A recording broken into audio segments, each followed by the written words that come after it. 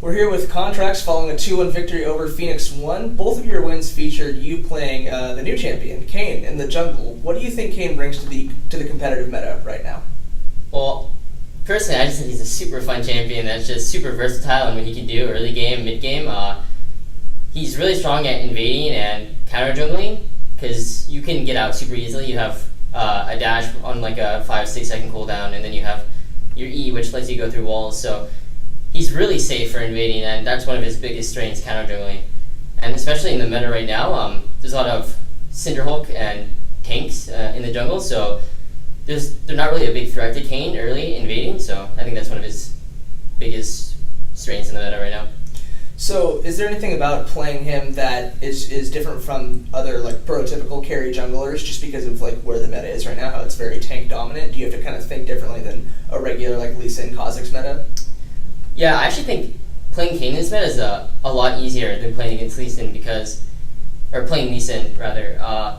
Lee Sin, he's a lot stronger than Kayn early game and can get big leads and advantages that way, but once mid game starts coming around, he struggles against tanks and he doesn't do enough damage to burst them or kill them, and he struggles in team fights compared to Kayn, where he can just play it out safe and counter juggle early really easily, and coming mid game when you have your Darkin form, he's super good in team fights. He has a knock up on like a 5-second cooldown if you have 40% CDR, and his ulti is really good against tanks because it does like max percent HP, and yeah, I think Kayn is super good in the meta right now.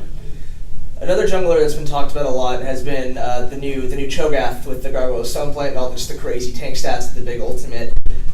P1 played it all 3 games against you guys. You guys only lost one of those games, and they played all 3 games in the top lane. Do you think that what Cho'Gath is doing to SoloQ just isn't going to work as well in competitive, or did you guys just know how to contain it in this instance?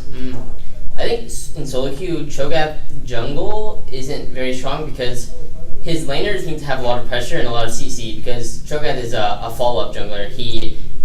His Q is really unreliable unless you already have the champion locked down. So I don't think he actually has a lot of pressure in the jungle unless you have lanes with CC and follow-up, or not follow-up, just lane or gank setup rather. And I think top lane is really strong because his E got changed and he has a lot of sustain and his trading is really good. So I don't think he's too big of a threat, because if he can get shut down early, or he didn't really fit in the team comps too well besides the second game, because I'm pretty sure first game they didn't have a lot of CC to set up the Cho'Gath Q, and in most of the team fights he was just getting kited. So I think playing Cho'Gath right now, the meta depends a lot on what other champions you have on your team. Phoenix 1 has been kind of a curious case this split. We saw them be a top 3 team with you guys in spring, then they had this terrible start to the summer, but then they looked really good at Rift Rivals. They actually probably performed overall better than you guys did as a team, but here you come and it's a 2-1 series, but your wins were convincing. What do you think is going on with P1 right now? What are they doing wrong right now that they did so well at Rift Rivals? Well, at Rift Rivals, I think EU teams just struggled at playing early game because their mid laners got ganked really early, and they didn't know how to synergize their mid and jungle pressure as well as NA teams could. So we could abuse that fact a lot. And I think in NA, teams are just accustomed to playing around mid the most, and jungle pressuring around mid and controlling the early game. So I think that's just the biggest change as to why they're kind of struggling. They can't get as big of leads early game, I feel, against NA teams. We saw an interesting draft in Game 1 with you guys early picking the Maokai and P1 early picking the Cho'Gath. 2 strong junglers right now, flexible to the top lane for carries in the jungle. Do you think that we're going to see a lot of this flexing in terms of the meta overall with these tankier junglers into the top lane for more carry opportunities, or do you think this is kind of like you want to play a carry champion, or do you think it's going to be more like a Cloud9 thing, or do you think that we're going to see them flex a lot? I think we're going to see them flex a lot because Maokai can go top or jungle, Cho'Gath top or jungle, and there's also Gragas in the mix that can go top or jungle. So you can mix up your draft a lot and confuse the enemy, because you never know, until the last pick you don't know until the last pick if the Cho'Gath or Maokai or Gragas can go top or jungle. So there's a lot of different things you can do in draft, and I think that's going to be a big point in the draft where teams can abuse the other team.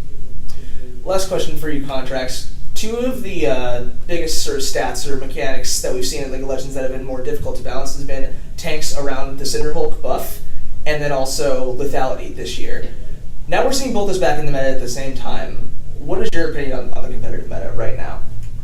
Personally, I don't think lethality champions are as good as tanks right now. I think tanks have the bigger edge because there's a lot more items to build with Cinderhulk that makes them a lot stronger. Lethality is definitely good if you can get snowballing, and you can abuse tanks that way because you have a bunch of damage with lethality. But overall, I think Cinderhulk junglers are a lot better right now. All right, well, thank you very much for the interview, Contractz. Much appreciated as always. Is there anything that you'd like to say to your fans, the Cloud9 fans? I just want to say thank you to all the fans that have been supporting us throughout our struggles to split. We're getting back into pace very slowly, and I think we can do really well for ourselves. Well, we look forward to seeing you guys improve down the stretch. For any other NALCS content that you'd like to see, feel free to hit that subscribe button below. And for everything else League of Legends Esports, you can head to caliber.gg.